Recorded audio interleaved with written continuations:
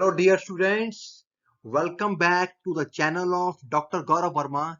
In this video lecture, we will learn properties of relation chapter, that is reflexive property, symmetric property, transitive property, and equivalence relation. Very important video chapter relation.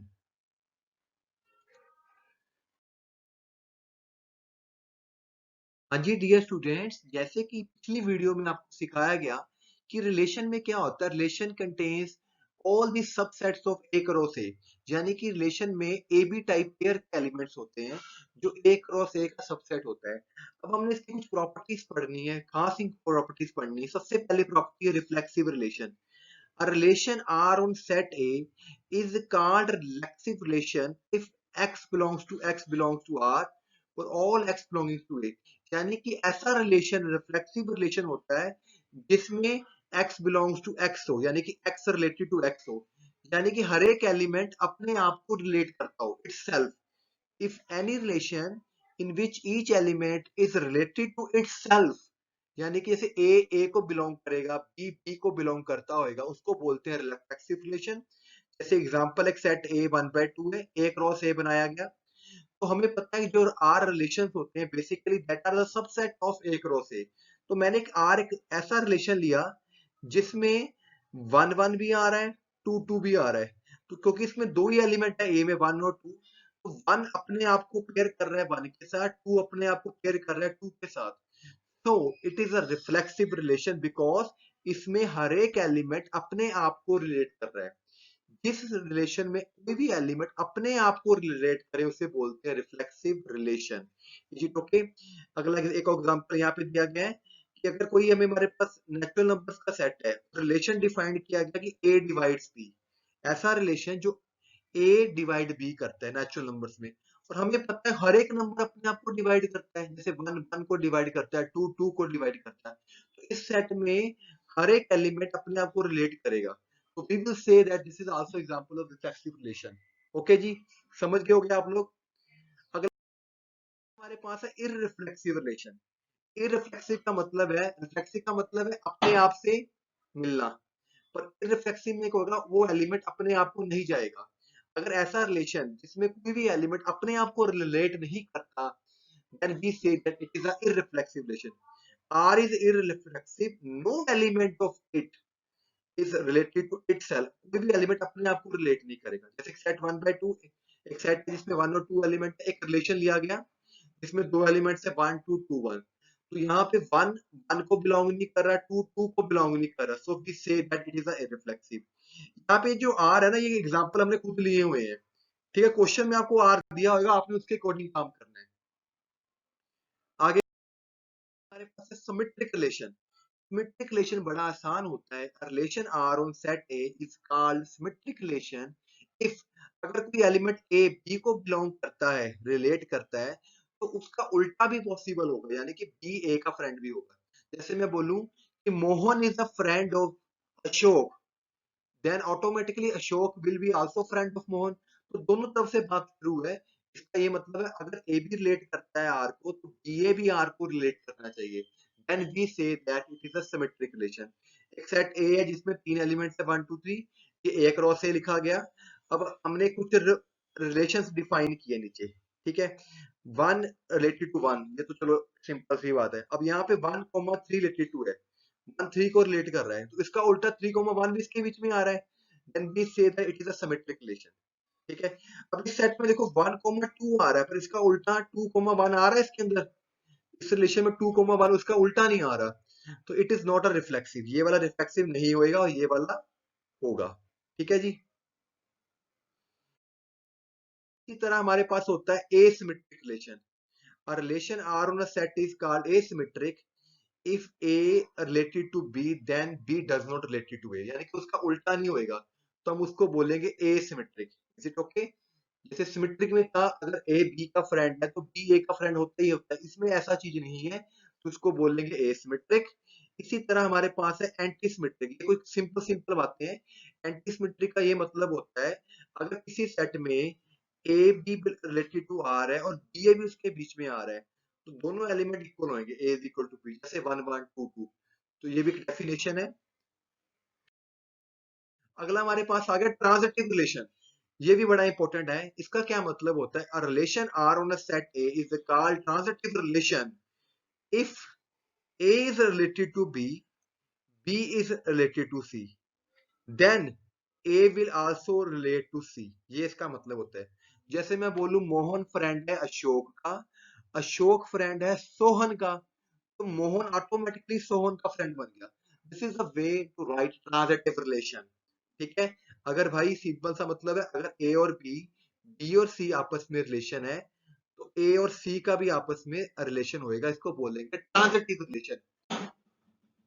ठीक है जी। तो यहाँ पे कुछ example दिए गए, जैसे कि ये रिलेशन डिफाइन किया गया है। ठीक है। तो देखो जैसे वन वन को बिलोंग करता है, वन थ्री को बिलोंग करता है, तो ऑटोमेटिक वन थ्री को बिलोंग करना चाहिए। इसके बीच में आ रहा है देखो वन थ्री को, तो वन थ्री के इसके बीच में आ ही नहीं रहा, तो it is not a transitive, ये ट्रांजिटिव रिलेशन नहीं बनेगा। ठीक है जी। आगे हमारे पास डेफिनेशन है equivalence relation. A relation R on set A is called equivalence relation if R is reflexive, symmetric and transitive।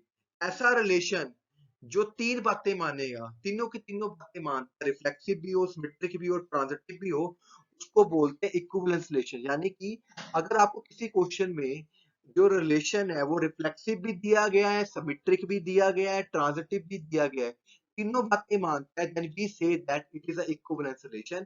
अच्छा बेटा, आप लोगों ने ये सभी चीजें याद कर लेनी पेपर के लिए। कई बार प्रैक्टिकल क्वेश्चन भी आ जाता है कि what is reflexive, symmetric, transitive relation, write a note on it. What is equivalence relation, write a note on it. तो यहाँ पे ऐसे क्वेश्चन एग्जांपल लिया गया है, let X is a set of all triangles. ठीक है। और ट्रायंगल इस तरह लिया गया कि जो डेल्टा वन पहला ट्रायंगल है, वो दूसरे ट्रायंगल को तभी रिलेट करेगा अगर दोनों आपस में कॉन्ग्रुएंट हो। तो पहली प्रॉपर्टी रिफ्लेक्सिव, हमें पता है अगर कोई ट्रायंगल है तो वो अपने आप के तो इक्वल होएगा ही होएगा। तो each triangle is congruent to itself. Congruent का मतलब होता है दोनों की शेप सेम हो। तो एक ट्रायंगल है, उसकी शेप अपने आप के तो इक्वल होएगी ही होएगी। So we say that it is reflexive. R is a symmetric one. अब सिमेट्रिक का मतलब है कि दो ट्रायंगल्स है, अगर पहला ट्रायंगल दूसरे के कॉन्ग्रुएंट है, यानी कि पहले की शेप अगर दूसरे के इक्वल है, तो ऑटोमेटिकली दूसरे की शेप भी पहले के इक्वल होगी। ठीक है। तो इट मींस अगर देखो यहाँ पे लिखा है, अगर delta one related to delta two है, इसका मतलब delta two and delta one भी कॉन्ग्रुएंट होंगे, तो डेल्टा टू भी रिलेट करेगा डेल्टा वन से। सिंपल सी बात। आर ट्रांजिटिव, तीन ट्रायंगल्स लेंगे, ट्रांजिटिव में तीन चीजें होती हैं, delta one related to delta two है, delta two related to delta three. इसका मतलब हो गया delta one and delta two congruent triangles हो गए हैं। इसी तरह डेल्टा टू और डेल्टा थ्री कॉन्ग्रुएंट हो गए। अब डेल्टा वन और डेल्टा टू की शेप सेम है, डेल्टा टू और डेल्टा थ्री की शेप है, इसका मतलब हो गया कि डेल्टा वन और डेल्टा थ्री की भी शेप सेम होगी, so they are also congruent to each other. So we will say delta one is congruent to delta three. तो ये रिलेशन तीनों बातें मान रहा है, reflexive, transitive, reflexive, symmetric and transitive. So we say that it is a equivalence relation. Definition बड़ी important है भाई। नेक्स्ट है हमारे पास partial order relation. A relation R on set is called partial order relation if it satisfies three things. Number one is reflexibility, antisymmetry, transitivity। यानी कि ऊपर की तरह ही काम करेगा, इसकी तरह ही, पर जो इसकी एक बीच वाली प्रॉपर्टी अलग है, ये वाली ऊपर वाले में सिमेट्रिक है, नीचे वाले में एंटीसिमेट्रिक है। आगे हमारे पास नेक्स्ट डेफिनेशन है कंपोजिशन ऑफ रिलेशन। कंपोजिशन का मतलब है दो रिलेशन को इकट्ठा करके, कंपोज करके एक नया रिलेशन बनाना। लेट एक आर रिलेशन है, वो ए से बी तक जाता है, यानी कि ए एलिमेंट्स को बी के साथ रिलेट करता है। एक एस रिलेशन है, वो बी एलिमेंट्स को सी के साथ रिलेट करता है। तो एसओआर एक ऐसा रिलेशन होएगा जो ए के एलिमेंट को सी से डिनोट करेगा। देखो एसओआर का बेसिकली मतलब होता है कि एसओआर है, ठीक है। तो पहले जो आर है, आर क्या करेगा, ए के एलिमेंट्स को बी तक लेके जाएगा, ठीक है। आगे एस ने पकड़ लिया उसको, तो एस ने बी के एलिमेंट्स को फिर सी पे ले जाना है ऊपर डेफिनेशन के अकॉर्डिंग। इसका मतलब जो एसओ आर है बेसिकली ए के एलिमेंट्स को सी तक लेके जाता है। तो SO R will contains all pair of type A C, उसके कॉरेस्पॉन्डिंग बी बी में बिलोंग करता होगा, such that A B R का एलिमेंट है, बी सी एस का एलिमेंट है। ठीक है जी। तो बड़ा आसान होता है, कैसे बनाते हैं देखो ये चीज। जैसे का रिलेशन दिया गया है और एक आपको एसओ आर एक्स रिलेशन दिया गया, अगर आपको एसओ आर बनाना है कैसे लिखना है, पहले SOR में पीछे से शुरू होना है, आर से। ठीक है, आर में देखो 1 2 है। अब नीचे देखो 2 किसी पे जा रहा है, 2 किसी पे भी नहीं जा रहा, तो ये कैंसिल हो गया। 2 5, नीचे 2 5 किसी पे जा रहा है, तो ये आगे कंटिन्यू नहीं हो पाएगा। 3 to 6, नीचे देखो 6 किसी पे जा रहा है, नहीं जा रहा। 7 to 4, नीचे 4 किसी पे जा रहा है, देखो ये आ गया 4 3 पे जा रहा है, तो इसका मतलब S3 पे चला जाएगा, तो ये बन गया। यानी कि पीछे से स्टार्ट करना। जब ROS लिखोगे ना आप, फिर आपने नीचे S से शुरू करना है, देखना। चलो अब ये देखते हैं ROS कैसे लिखते हैं। अब जब आपने ROS लिखना है तो आप शुरू करोगे नीचे से, S से देखना। 1 goes to 4, अब ऊपर देखो 4 स्टार्ट हो रहा है, कहीं से नहीं स्टार्ट हो रहा, तो ये कैंसिल हो गया। ठीक है, 7 goes to 5, ऊपर देखो 5 किसी से स्टार्ट हो रहा है, कोई अक्षर कोई भी 5 से स्टार्ट नहीं हो रहा, तो ये भी कैंसिल हो गया। अगला 3 goes to 7, ऊपर 7 स्टार्ट हो रहा है, 7 4 पे जा रहा है, इसका मतलब 3 गया 4 पे। नीचे 4 goes to 3, ऊपर 3 से स्टार्ट हो रहा है, 3 goes to 6, यानी कि 4 6 पे चला गया। ठीक है, इस तरह हमें SOR ROS बनाए जाते हैं। R इनवर्स का मतलब होता है जो R के एलिमेंट्स है ना, उनको उल्टा करके लिख दीजिए। जैसे 1 2 है, उसको 2 1 लिख लिया गया, 2 5 को 5 2 लिख लिया गया, 3 6 को 6 3 लिख लिया गया, 7 4 को 4 7 लिख लिया गया। इस तरह हम इनवर्स निकालते हैं। हाँ जी बच्चों, नेक्स्ट हमारे पास डेफिनेशन है इक्विवेलेंस क्लास क्या होती है। अगर R कोई इक्विवेलेंस रिलेशन है सेट X पे, ठीक है, अगर A एलिमेंट उसको बिलोंग करता है X को, देन इक्विवेलेंस ऑफ क्लास को लिखते हैं ब्रैकेट A से। ब्रैकेट A का मतलब है वो वाले एलिमेंट जो A के साथ रिलेटेड है, यानी कि इक्विवेलेंस क्लास का मतलब है जो A के फ्रेंड्स है, मान लीजिए। यानी कि वो वाले एलिमेंट्स लिखेंगे सेट के, वो वाले एलिमेंट्स जो B A के साथ रिलेटेड है। जैसे रिलेशन दिया गया ये वाला, ठीक है, तो मैं क्लास ऑफ 1 लिखनी है, तो क्लास ऑफ 1 का मतलब है जो वाले एलिमेंट 1 के साथ मैच किए हुए हैं, 1 के साथ 1 मैच किया हुआ है, एक 1 के साथ 2 मैच किया हुआ, तो 1 और 2 इसकी क्लास में हो गए, इसके फ्रेंड्स हो गए। अगर 2 की क्लास लिखनी है, क्लास ऑफ 2 का 2 के साथ 1 मैच कर रहा है, 2 के साथ 1 मैच कर रहा है, 2 के साथ 2 कर रहा है, तो 1 2 ही आएगा। ठीक है, 3 की क्लास क्या होगी, 3 के साथ सिर्फ 3 मैच कर रहा है, then we say that equivalent class contains only one element. Class का मतलब है ऐसे एलिमेंट जो उसको रिलेट करते हैं, जो उसके साथ रिलेशन में है, उसको बोलते हैं इक्विवेलेंस क्लास। क्वेश्चन स्टार्ट करेंगे। रिलेशन डिफाइन करना है हमें 1 2 3 4 5 6 पे। इस तरह डिफाइन करना है, ये चीज दी गई है A B B is equal to A plus 1। तो ठीक है, तो यहाँ क्या पिक है, अगर ए इसने ए बी है ना, तो बी की जगह वैल्यू पुट कर दी है वाली ए प्लस 1। जब ए को 1 पुट करोगे तो ये क्या बन जाएगा 2। ठीक है, ए को 2 पुट किया तो वो बन गया 3 2 3। ए को 3 पुट करोगे 3 प्लस 1 3, इसमें पुट करना ना आपने। अगर इसमें 4 पुट करोगे तो ये बन जाएगा 4 5 4 5 आ गया। अगर 5 पुट करोगे तो 5 6। अगर 6 पुट करोगे तो 6 7 आ जाएगा। 7 हमारा ऊपर वाले सेट में है नहीं है, तो वो वाला नहीं लेंगे हम। तो ये मेरा रिलेशन डिफाइन हो गया। पहली चीज चेक करनी है रिफ्लेक्सिव। रिफ्लेक्सिव का मतलब है हर एक एलिमेंट अपने आप को जा रहा है, 1 1 2 2 3 3 4 4 आ रहा है, इसमें आ ही नहीं रहा। इसमें तो आर इज नॉट रिफ्लेक्सिव, कोई भी एलिमेंट अपने आप को नहीं रिलेट कर रहा। अब सिमेट्रिक का मतलब होता है कि हर एक एलिमेंट का उसका उल्टा भी हो। जैसे 1 2 आ रहा है, तो 2 1 आ रहा है, इसमें उल्टा नहीं आ रहा, तो ऐसे लिखना है A B belongs to R, पर इसका उल्टा बिलोंग नहीं करता, तो we say it is not a symmetric. तीसरी बात ट्रांजिटिव। ट्रांजिटिव में क्या होता था, अगर ए बी का फ्रेंड है, बी सी का फ्रेंड है, तो ए सी का फ्रेंड होना चाहिए। तो इस तरह की चीज इसमें बन रही है, देखो जैसे 1 2 है, 1 2 का फ्रेंड है और 2 3 का फ्रेंड है, तो 1 3 भी होना चाहिए इसके अंदर। 1 3 तो कभी दिख ही नहीं रहा मुझे, सो it is not obeying this property, so it is not a transitive relation. यानी कि तीनों बातों को समझने के लिए पहले इसकी प्रॉपर्टीज ध्यान से सुनिए। अब ये क्वेश्चन भी वही चीज है कि रिफ्लेक्सिव सिमेट्रिक ट्रांजिटिव चेक करना है, तो यहाँ पे देखो नेचुरल नंबर दिए गए हैं, तो x को यहाँ से फार्मूला बना लो, पहले y की वैल्यू निकाल लो। ठीक है, जब x को 1 पुट करोगे सॉल्व करके y 39 आ गया। x को 2 पुट किया 37, x को 3 पुट किया 35, सॉल्व करके निकाल रहे हैं भाई ये चीज। इसमें x को 4 करो, जब तक पुट करना है मैक्सिमम पुट कर सकते हो। जब 20 पुट किया तो आपका 1 आ गया, जब 21 पुट किया तो -1 आ गया। तो -1 नेचुरल नंबर नहीं होता, तो 20 तक ही जाएगा ये सेट। ठीक है, ये सेट बन गया। पहले उसने बोला डोमेन बताइए। डोमेन का मतलब क्या होता है पिछले लेक्चर में बताया गया, तो जो पहले पहले एलिमेंट है, जैसे 1 2 3 20 तक, ये इसकी डोमेन होगी। रेंज का मतलब है पिछले एलिमेंट बी वाले 39, 37, 35, 33 उल्टे लिखे हुए इसने वन, दो दो का डिफरेंस बन रहा है ना, तो पीछे से शुरू कर लेंगे। अब ये रिफ्लेक्सिव रिलेशन नहीं है क्योंकि हर एक एलिमेंट अपने आप को मैच नहीं कर रहा, 1 1 2 2 नहीं आ रहा। It is not a symmetric also, क्योंकि अगर 139 है इसमें तो इसका उल्टा तो दिख ही नहीं रहा 39,1। ठीक है, ट्रांजिटिव भी नहीं है देखो, जैसे कि 20,1 इसके अंदर है, ठीक है, 1 और 39 भी इसके अंदर है, ये देखो ये चीज भी है और ये चीज भी है। तो इसका मतलब 20 जो है भाई 39 का फ्रेंड होना चाहिए था, तो 20,39 भी इसके अंदर होना चाहिए था, वो है नहीं इसके अंदर। तो अगर ये चीज नहीं है तो it is not a transitive relation.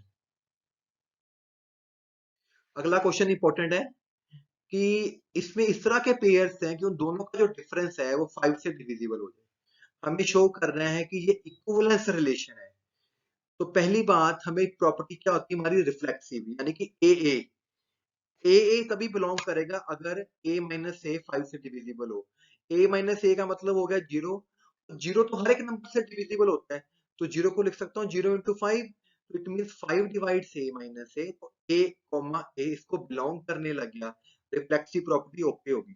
Second property, अगर ए बी इसको बिलोंग करता है, इसका मतलब क्या हो गया, 5 इसको डिवाइड करेगा ए माइनस बी को, इसके अकॉर्डिंग अगर 5 a माइनस बी को डिवाइड करता है, so I can write a minus B is equal to multiple of 5, 5 into something, इसमें से माइनस कॉमन लेके इधर एडजस्ट कर लिया, तो 5 अब b माइनस a को भी डिवाइड करने लग गया, तो 5 डिवाइड कर रहा है b माइनस a को भी।